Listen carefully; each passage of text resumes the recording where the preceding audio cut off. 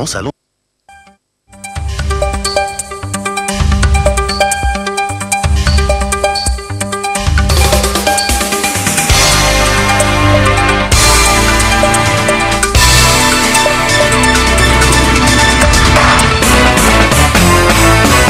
La TVT au cœur de l'information.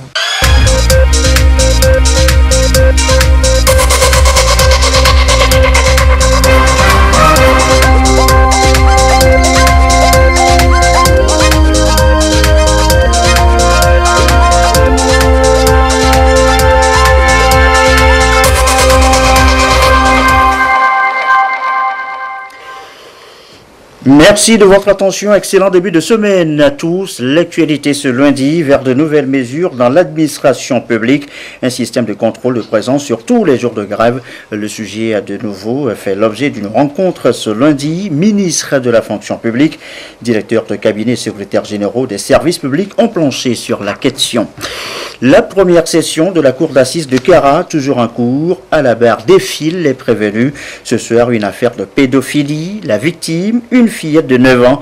Le récit des faits dans cette édition. Et puis, les 125 ans de l'église évangélique et presbytérienne paroisse de Bichintové célébrée ce dimanche. Jubilé placé sous le signe de l'amour, du pardon, de la paix et du développement durable. Le sujet sera évoqué donc tout à l'heure. Voilà, madame, monsieur le sommaire. Bienvenue. Bonsoir à tous. Un peu comme à l'école, vers un système de contrôle de présence des agents de l'administration publique. Ce n'est pas nouveau, le sujet a été encore évoqué ce lundi. Un système de contrôle de présence sur tous les jours de grève. Le ministre de la fonction publique en a parlé ce lundi avec les directeurs de cabinet et secrétaires généraux des services publics. Le compte rendu de Rachel Aouf. Le devoir de tout agent de l'État est de servir parfaitement les usagers du service public. Une tâche pas souvent bien accomplie, ce qui rend mauvais les prestations au sein de la fonction publique. L'absentéisme, le retard chronique sont entre autres tares relevés dans l'administration publique. Le ministre de la fonction publique s'entretient donc ici avec les directeurs de cabinet et les secrétaires généraux des ministères et services publics afin d'élaborer une stratégie pour contrôler la présence et la prestation des agents de la fonction publique. Le problème, il est simple et en même temps compliqué. Simple parce qu'il s'agit de la présence sur les lieux du travail. Aussi bien les heures d'arrivée, la présence sur le lieu du travail, l'assiduité, mais également la fourniture des prestations et du rendement qui sont attendus de chacune et de chacun de nous en tant qu'agents et personnel de l'État. Et accessoirement, la manière dont nous gérons certaines situations particulières, telles que les jours de grève. Il est vrai que nous avons pris l'habitude, souvent pour des raisons d'apaisement, ou pour ne pas envenimer la situation, de ne pas être systématique dans les précomptes attachés aux jours de grève. Mais la loi doit être appliquée, les textes réglementaires doivent être appliqués. Et donc, je voudrais que nous puissions échanger et que nous essayons de nous accorder, même si ce n'est pas à l'occasion de cette réunion, nous pouvons, à la fin de nos échanges et de nos discussions, mettre en place une petite équipe qui va travailler et proposer quelque chose qui soit en conformité avec le statut général de la fonction publique et qui soit en conformité avec les textes réglementaires en vigueur en matière de grève, pour que nous voyions concrètement comment nous assurer que dans tous les services, pas seulement au niveau des ministères en tant que tel, mais tous les services rattachés, il y ait des mécanismes pour que la présence sur le lieu du travail puisse être contrôlée et qu'en cas de grève éventuellement, les présences et les activités puissent être également contrôlées. nous ne le faisons pas dans un but punitif. C'est beaucoup plus pour nous assurer que le but premier de notre existence en tant qu'agent et personnel, à savoir servir les usagers du service public, être à leur disposition, répondre à leurs attentes, et que la contrepartie des rémunérations et des salaires que nous percevons soit effectivement assurée. Parce que nous ne percevons pas les salaires parce que nous, on nous appelle fonctionnaires ou telle dénomination, non. Parce que il devrait y avoir par service, par agent, par démembrement, des précisions et des clartés concernant le cahier de charge, concernant les tâches à accomplir. Et c'est en contrepartie de ces tâches-là et de ces prestations que nous avons un salaire à la fin du mois. Et donc, nous voulons tout simplement voir comment travailler ensemble à tous les niveaux, au niveau des responsables, mais cela doit être répercuté à chacun des agents et personnels. Comment nous allons faire pour améliorer la qualité des services publics et de l'administration, ne serait-ce qu'à travers une présence effective, une assiduité sur les lieux du travail, et la disponibilité vis-à-vis des usagers des services publics. Pour le gouvernement, il s'agit d'amener les fonctionnaires à bien accomplir leurs tâches et avoir en esprit la qualité du service public. Certains se diront, en nous écoutant, en nous voyant avoir cette réunion, de dire, mais est-ce que ce n'est pas lié aux circonstances actuelles où il y a un certain nombre d'agitations, de mouvements de grève ici et là? Non. Il n'y aura jamais de moment approprié et opportun pour avoir ce genre d'initiative, pour avoir ce genre d'exercice, pour échanger entre nous et voir comment nous pouvons les uns et les autres œuvrer à améliorer et à renforcer la qualité et la performance et l'efficacité des services publics. Lors des derniers conseils de ministres, nous avons parlé de l'efficacité de la dépense publique. Et un des secteurs qui est visé, où nous devons faire un effort, c'est la rationalisation des effectifs et des personnels de l'État. Non pas dans le sens de réduction des personnels, non. C'est de nous assurer que ceux qui émargent sur le budget de l'État, qui perçoivent un salaire, sont des femmes et des hommes qui existent, qui sont sur les lieux de travail et qui travaillent effectivement. Et naturellement, il peut y avoir un certain nombre de phénomènes marginaux, que peut-être nous perdions un concitoyen qui décède. Et comme nous n'avons pas un état civil et un signalement systématique des cas de décès, qu'une telle situation puisse se produire et que pendant un certain temps, quelqu'un continue à émarger ou son salaire continue à être versé, ça peut se comprendre. Mais il ne peut pas se comprendre les autres phénomènes. Quelqu'un qui serait dans une position administrative où il ne devrait pas percevoir un salaire pendant un certain temps, soit parce qu'il est en détachement dans un autre service et perçoit son salaire, ou qu'il est en disponibilité par rapport à la fonction publique, pour une raison ou une autre, mais malheureusement, il n'y a pas de mécanisme systématique pour s'assurer du contrôle et de l'effectivité dans le recensement des personnels de l'État et aussi de corréler ça avec la fiche des salaires. Donc, en attendant que nous réfléchissions pour voir éventuellement des aménagements qui pourraient être apportés, y compris sur les textes légaux et réglementaires, je crois que les textes existants sont suffisants pour nous permettre de réfléchir et de mettre en place des mécanismes et des règles pratiques afin de contrôler les présences, l'assiduité et le rendement des agents et personnels de l'État. Il va falloir qu'à l'issue de cette réunion, nous mettions en place quelque chose en tenant compte de la spécificité de certains domaines d'activité pour qu'il y ait des règles et des mécanismes généraux qui puissent être adaptés service et domaine et secteur par secteur. À l'avenir, nous devons être beaucoup plus méthodiques et systématiques dans le contrôle de présence les jours de grève. Non seulement parce que nous devons respecter les textes qui existent et veiller au précompte, mais nous devons aussi éviter les risques de, je ne dirais pas d'arbitraire ou d'abus. Il nous est arrivé de faire des précomptes à l'encontre d'agents qui étaient sur le lieu de travail ou qui disent avoir été présents sur le lieu de travail. Et dans ce cas-là, nous nous sentons responsables.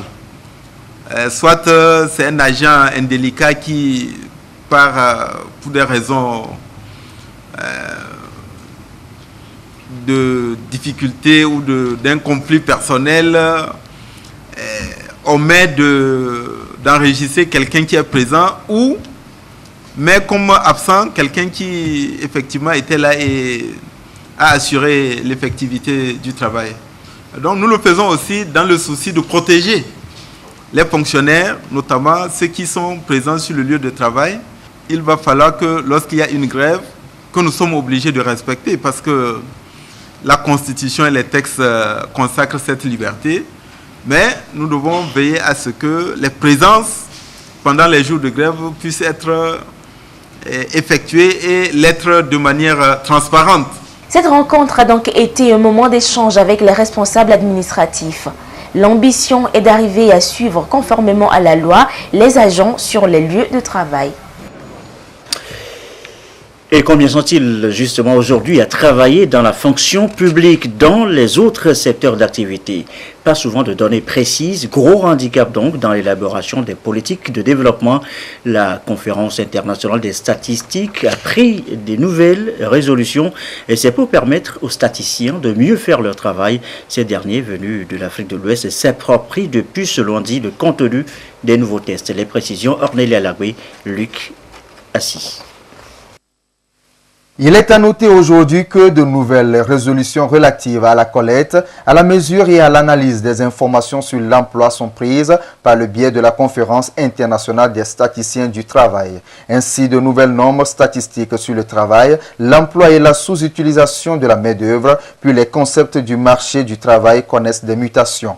Et pour permettre aux professionnels des statistiques de comprendre ces résolutions, afin d'améliorer le dispositif de mesure et d'analyse des données sur l'emploi, l'Observatoire économique et statistique d'Afrique subsaharienne AfriStat renforce ici ses compétences. Ceci en lien avec le document de méthodologie harmonisée d'enquête sur l'emploi de l'institution. Il y a des résolutions qui sont prises au niveau international et ces résolutions, il faut qu'on regarde un peu comment nous, on peut les adapter à nos propre réalité.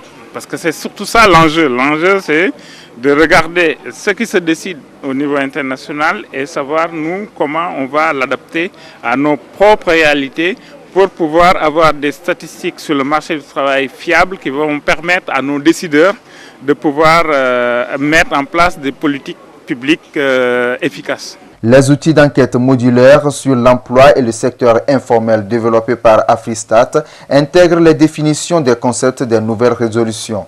Leur maîtrise permettra aux statisticiens de fournir des données et informations précises afin que les politiques et programmes de développement soient élaborés et évalués en temps réel. Il s'agit pour eux de regarder les nouveaux outils de collecte auprès du secteur informel, des entreprises et des ménages, de telle façon que lorsque nous voulons dialoguer avec le milieu universitaire et même les plus hautes autorités, nous ayons la mesure un peu plus juste. Pour que demain, quand nous donnions les taux de chômage et de sous-emploi, nous puissions les donner très régulièrement et puis que vous soyez situés sur l'ampleur du phénomène et qu'on puisse mieux l'adresser. Cette rencontre sous-régionale, organisée avec l'appui de la BAD, donne également l'opportunité à ces professionnels des statistiques de s'approprier les indicateurs du marché du travail et de la formation professionnelle selon les normes de l'Union africaine.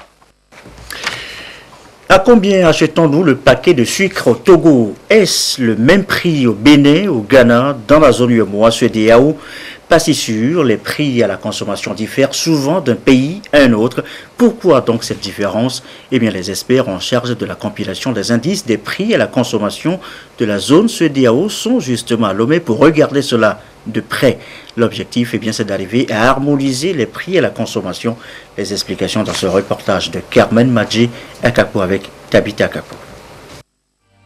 Les pays de la CEDEAO veulent avoir un même indicateur afin que le niveau d'inflation soit calculé sur la même base pour une convergence des économies. Des experts dans le domaine de la fixation des prix des différents États membres et des représentants de la Commission de la CEDEAO, de l'UEMOA et d'Afrisat évaluent ici l'état d'avancement du dispositif et outils de traitement de l'indice harmonisé des prix à la consommation IHPC. Dans la zone CEDEAO, nous avons les pays non UEMOA qui ne sont pas intégrés du point de vue calcul de l'indice. Chacun calcule son indice de façon séparée. Et on voudrait en définitive qu'on ait un indicateur, un mode de calcul unique pour l'ensemble des pays, que ce soit UEMOA et CEDEAO, de façon harmonisée, parce que vous n'êtes pas sans savoir que les décideurs donc, des pays de la CEDEAO ont pris l'engagement d'aller vers la monnaie commune à l'horizon 2020. Donc là aussi, il faudrait que dans cette zone, on ait, comme cela se passe dans la zone UEMOA, le même indicateur calculé dans les mêmes conditions et que les autres aussi agrégats macroéconomiques soient élaborés de la même façon pour que quand on voudra faire la surveillance des pays, qu'on puisse savoir est-ce qu'on est dans la même zone parce que les gens auront calculé les indicateurs de la même façon. Les acteurs vont donc échanger leur expérience en vue de doter la CEDEAO d'un indicateur susceptible de suivre l'évolution du niveau moyen des prix des biens et des services. Des recommandations seront formulées pour l'intégration de l'indice harmonisé des prix à la consommation dans toute la sous-région ouest africaine qui souhaite avoir une monnaie commune d'ici à 2020. Cette rencontre de Lomé a reçu l'appui financier de la BAD, Banque africaine de développement. Et c'est un exercice qui devra forcément avoir des influences dans les politiques commerciales des États. A signalé déjà cette rencontre de 4 jours justement sur les politiques commerciales du Togo. Une session ouverte ce lundi entre les experts de l'OMC et les acteurs locaux. But, améliorer le régime commercial au Togo en corrigeant certaines incohérences. Les précisions de Nathalie Panengue. Après le 4e examen des politiques commerciales du Togo en octobre 2017 à Genève en Suisse, les experts de l'Organisation mondiale du commerce font ici le suivi de ces politiques. Avec les acteurs nationaux impliqués, il s'agira de passer en revue tous les secteurs de l'économie togolaise ouverts au commerce, notamment les différentes réformes entamées ou intervenues. Par rapport à l'accord sur la facilitation des échanges, parmi les recommandations, ce que cet accord recommande dans son article 10, alinéa 5, c'est que les membres doivent s'abstenir de recourir à l'inspection avant l'expédition.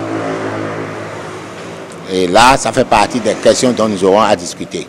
Après avoir dit les problèmes que cela soulève, l'application de la mesure soulève, nous verrons ensemble comment le pays pourrait corriger cette incohérence par rapport à ses engagements. Améliorer le régime commercial du Togo et relever son niveau de performance, voilà le but que poursuit le ministère du Commerce et de la Promotion du secteur privé. Nous regardons du côté de la facilitation des échanges.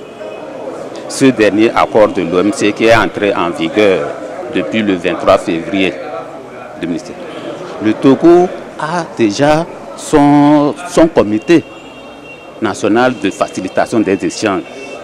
C'est déjà une mesure pour se conformer aux exigences de l'Organisation mondiale du commerce. Nous avons catégorisé nos mesures, les mesures de catégorie A, B et C. Selon le dernier examen conjointement présenté par les 8 États de l'Union économique et monétaire ouest-africaine, les performances économiques sont meilleures avec un taux de croissance moyen de 6%, supérieur donc à la moyenne de la zone Afrique subsaharienne qui est de 1,5%.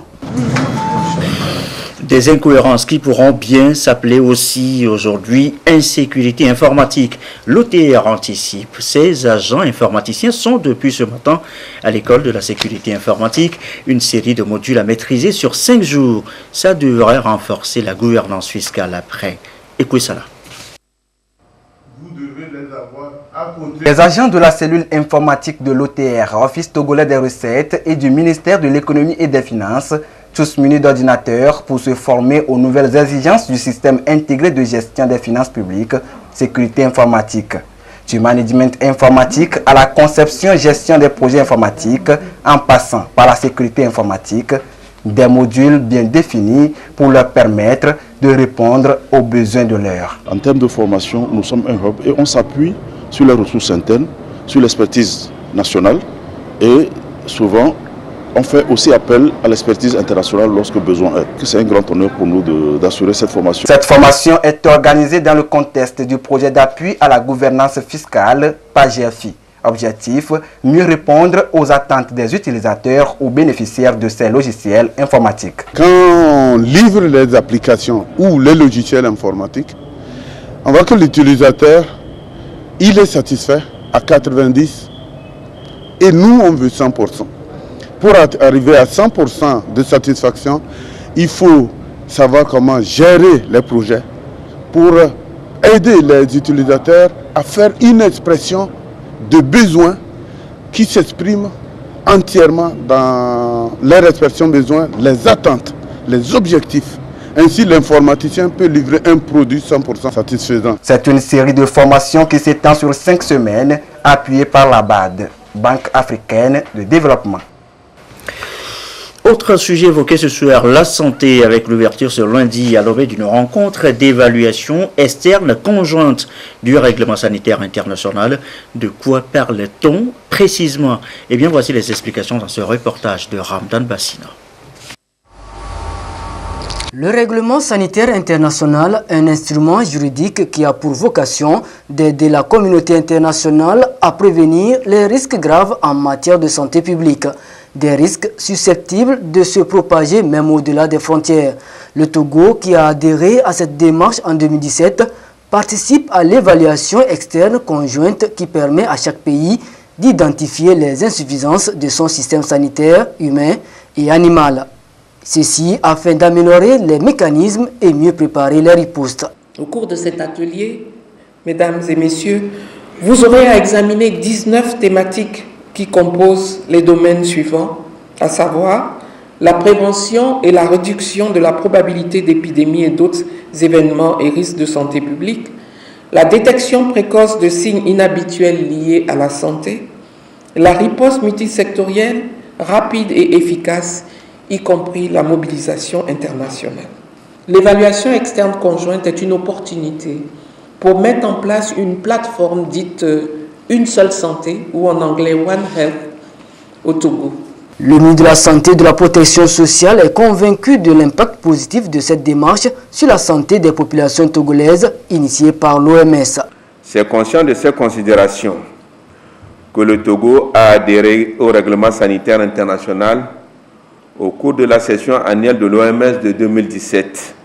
Cette adhésion, en lien étroit avec notre plan national de développement sanitaire, a été suivie avec l'appui de nos partenaires, de la mise en place d'organes, d'outils et d'acteurs en vue d'en assurer l'effectivité. Cette évaluation conjointe reste une opportunité dont les résultats constitueront un nouveau socle sur lequel le Togo va articuler son système de santé. Des mécanismes qui vont intégrer les outils nécessaires capables d'atténuer les effets néfastes des risques infectieux et bien d'autres catastrophes sanitaires. La politique avec la situation socio-politique intérieure au Togo, au cœur des préoccupations du mouvement des jeunes unir. Ils étaient samedi avec leurs congénères de la commune de Thévié. Il était question de les inciter à participer à la vie politique du Togo, du pays, ceci à travers des propositions de sortie de crise. Le récit avec Tabita Issi Akapo. Le respect des institutions de la République, le dialogue inter-togolais, les réalisations du chef de l'État, ce sont là quelques sujets abordés lors de cette rencontre entre la jeunesse de la préfecture d'Izior et le mouvement des jeunes du parti UNIR. La demande faite à la jeunesse est d'être engagée pour les actions du parti et d'être des modèles. Nous avons abordé plusieurs sujets. Nous nous sommes réjouis parce que nous avons trouvé à Tchédé une jeunesse déterminée, engagée à respecter les institutions de la République et les biens publics. Et avec les jeunes, nous avons réaffirmé notre engagement et notre soutien au chef de l'État Faure Sozemna Nyasingbe. Pour le délégué national du mouvement des jeunes du parti UNIR, l'épanouissement des jeunes est placé au centre des préoccupations du président de la République. Ils ont donc le devoir de faire preuve d'abnégation, d'esprit créatif et de promouvoir le vivre ensemble. Nous sommes très heureux de constater que nous sommes en face d'une jeunesse engagée pour le progrès et engagée pour le rayonnement international du Togo. Une jeunesse qui est particulièrement fière des actions qui sont menées par les autorités et qui est engagée à défendre les acquis du Togo durant ces dernières années. Le Togo a réalisé beaucoup de progrès ces dernières années et la jeunesse que nous avons rencontrée ici confirme qu'elle est engagée pour protéger ces acquis-là. Et elle a aussi fait preuve d'une certaine élévation d'esprit en appelant l'ensemble des acteurs politiques à rester concentrés sur l'objectif majeur qui est de développer notre pays. La délégation du mouvement des jeunes du parti UNIR a félicité la jeunesse de la préfecture de Zior pour son engagement citoyen et son comportement civique dans les actions qui concourent à la préservation de la paix, de la sécurité et du vivre ensemble. Il est 20h26. Un mot de l'actualité à l'étranger. 7 soldats français ont été blessés samedi dans une attaque qui a visé les camps de la MINUSMA et de la force française Barkhane à Tombouctou, c'est dans le nord du Mali. Une attaque au cours de laquelle une quinzaine d'assaillants ont été tués, annonce faite par l'état-major français. Et puis en Centrafrique, l'ONU ouvre une enquête sur un casque bleu. Il est soupçonné, lui, de trafic de munitions. Cela dit, retour chez nous, direction Kara pour la première session de la cour d'assises sur place à Kara. Je l'annonçais en titre, à la barre, défilent les prévenus. Ce soir, une affaire de pédophilie, les faits sont têtus. Dans le box des accusés, le sieur Alilou Soulé Afo, la victime, une fillette de 9 ans. Le récit, Nestor Moussou. Alilou Soulé Afo, dit coach, enseignant d'éducation physique à Tchamba, est accusé de pédophilie. Selon les faits, le 14 janvier 2016, aux environs de 15 h, l'élève Delphine Kabaté, âgée de 9 ans, allait à l'école lorsqu'elle a été appelée par Alilou Soulé Afo pour qu'elle lui rende service chez lui. Une fois à la maison, il la fit entrer dans sa chambre et lui imposa des relations sexuelles. Coach a été surpris par des passants qui ont alerté la maman de la fille. Avoir des rapports sexuels avec une fille âgée de moins de 15 ans et dont la différence d'âge avec l'homme dépasse 5 ans est qualifiée de pédophilie. Alilou Soulé Afo est tombé donc sous le coup de la loi. Avant le nouveau code pénal, le code de l'enfant prévoyait aussi le fait de pédophilie et les sanctionnait donc dans ces dispositions à l'article 393 qui sanctionnait la pédophilie. Mais à partir de l'entrée en vigueur du nouveau code pénal, c'est le nouveau code pénal qui s'applique. Surtout que les faits ont été commis sous l'empire du nouveau code pénal. Donc, ce nouveau code pénal dit, dans ses dispositions finales, que toutes les dispositions contraires sont abrogées. Donc, en réalité, pour des faits qui se sont passés sous l'empire du nouveau code pénal, on ne peut plus aller appliquer un texte qui est abrogé. J'ai requis 15 ans de réclusion criminelle et j'ai fait valoir les circonstances, en tout cas atténuantes, qui existaient par rapport aux faits. Le ministère public a requis donc 15 ans d'emprisonnement en se basant sur le nouveau code pénal, ce que dénonce la défense. Selon elle, le dossier comporte beaucoup d'irrégularités. L'élément constitutif de la pédophilie, c'est d'abord l'âge de la personne. Mais nous avons vu dans notre dossier qu'au moment des faits, on n'avait même pas un acte de naissance. On a produit un acte de naissance qui a été établi pour les besoins de la cause. Ça, c'est le premier argument. La deuxième incohérence, on dit qu'on a retrouvé le sperme sur l'habit ou bien le kaki de la jeune fille. Mais on n'a jamais vu ce kaki-là. Et à supposer qu'il s'agissait du sperme, qu'est-ce qui démontre que c'est le sperme de l'accusé? Et mieux, il y a un argument de taille. on poursuit mon client pour pédophilie. Quel est le test applicable? La chambre d'accusation a dit de le juger sur la base des dispositions du code de l'enfant. Nous sommes surpris que le procureur dise non, que c'est le nouveau code pénal qui doit s'appliquer. Or, il avait connaissance de l'arrêt de la chambre d'accusation. Il n'a pas exercé une voie de recours contre cet arrêt. Or, la Cour est obligée de statuer en restant dans le cadre de l'arrêt de renvoi. Et donc, c'est ces arguments juridiques que nous avons développés avant tout débat. La défense n'a pas eu gain de cause. La Cour a pris un arrêt qui condamne Ali Souleafo à 15 ans de réclusion criminelle. Coach doit en plus payer 500 000 francs CFA de dommages et intérêts à la partie civile. Le conseil du condamné a annoncé qu'il va se pourvoir en cassation devant la chambre judiciaire de la Cour suprême du Togo.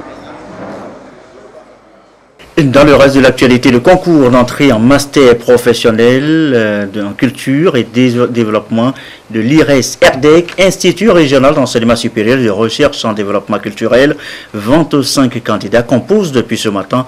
Première épreuve, la dissertation ce matin. Gérald Agoudou.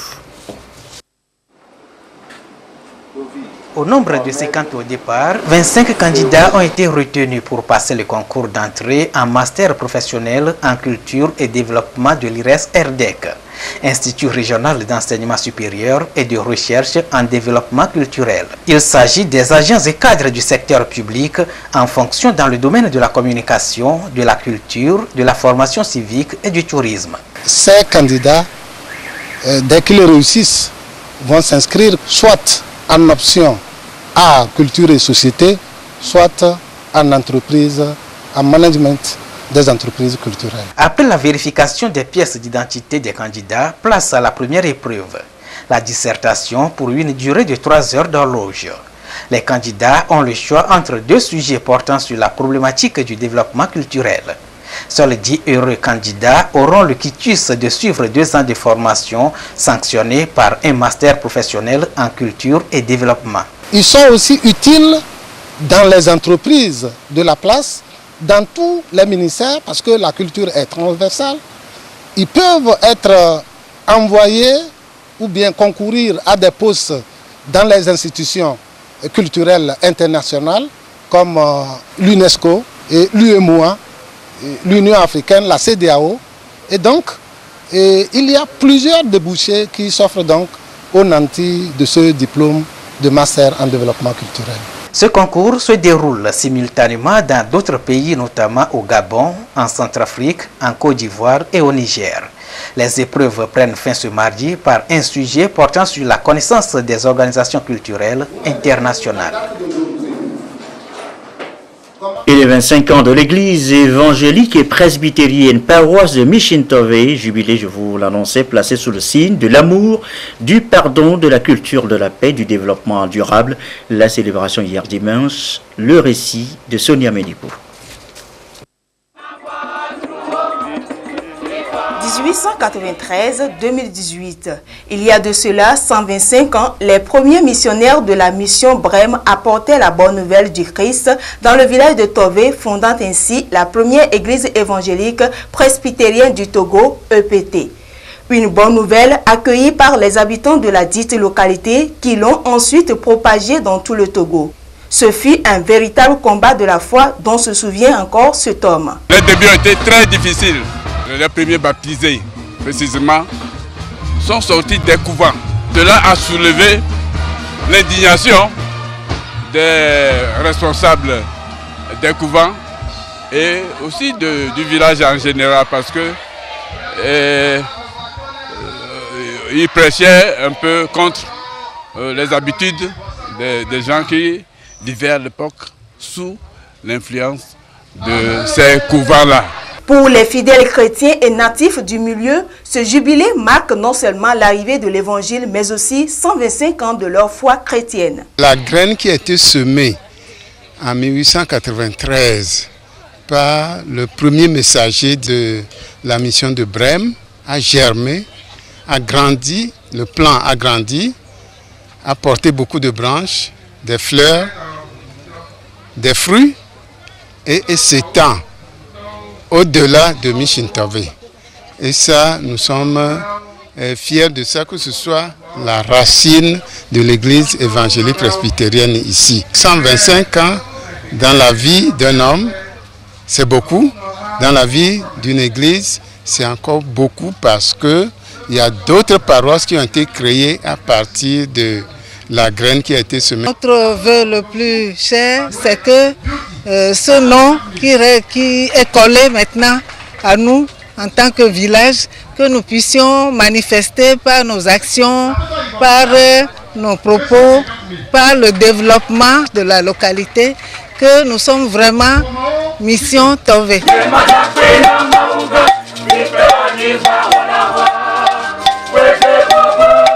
La célébration de ce jubilé est placée sous le signe de l'amour envers son prochain, la culture de la paix et le pardon, gage d'un développement durable. Nous connaissons Jésus.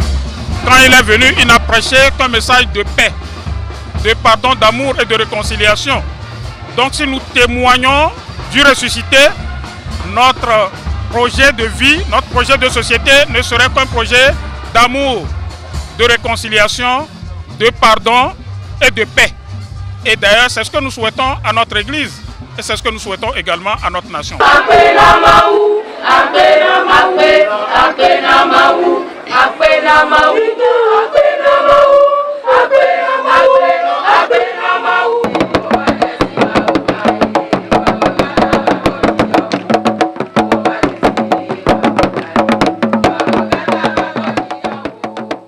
Les 125 ans de l'église évangélique presbytérienne de Tové est aussi un moment de retrouvailles. Aujourd'hui, Mission Tové est considéré comme le berceau de l'église évangélique presbytérienne du Togo et c'est donc tout le canton voire le Togo qui est en fête. Pour la circonstance, le monument du centenaire a été inauguré. 125 ans, pardon pour un qui est un peu fourché. Merci à vous qui nous suivez ce soir à Mission Tové justement et comme d'habitude toujours fidèlement. D'abord ce communiqué avant de nous séparer, la direction générale de la société togolaise des eaux TDE informe à son aimable clientèle que dans le cadre de la mise en œuvre du projet d'alimentation en eau potable de la ville de Lomé, des travaux de réhabilitation des installations de la station de production d'eau de Lomé et Kakaveli sont entrepris et vont occasionner des perturbations dans l'alimentation en eau potable. La TDE s'excuse auprès des abonnés pour les désagréments et les rassure que toutes les dispositions sont prises pour un rétablissement du service d'eau dans les meilleurs délais. Très belle soirée à vous.